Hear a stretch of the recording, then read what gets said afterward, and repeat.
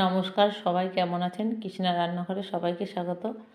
আজকে আমি লোটে মাছ বেগুন দিয়ে লোটে মাছ রান্না করব। এখানে আমি 800 গ্রাম লোটে মাছ নিয়ে নিলাম, ভালো করে কেটে ধুয়ে নিয়েছি।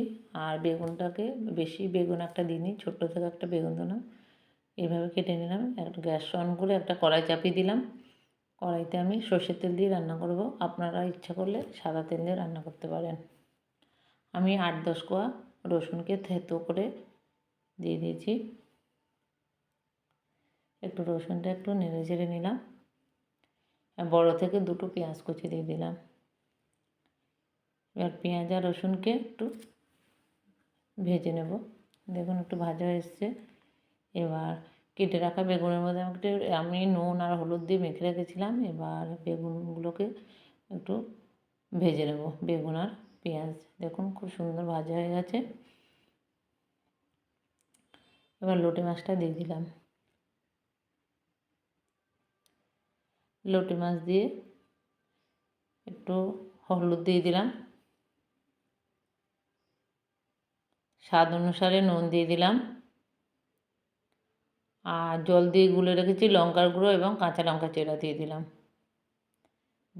দিয়ে আমি ভালো করে নেড়ে চেড়ে 5 থেকে 7 মিনিট ঢেকে আমি রান্না করে নেব।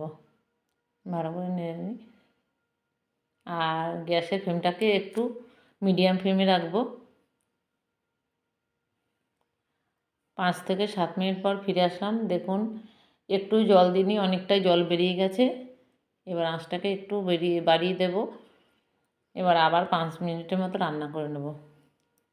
5 মিনিট পর ফিরে আসলাম। দেখুন রান্নাটা হয়ে এসছে। এবার গ্যাসটাকে সিম করে দিলাম। একটু ধনেপাতা কুচি দিয়ে দিলাম। ধনেপাতা কুচি দিয়ে আমি 2 মিনিটের মতো রান্না করে নেব।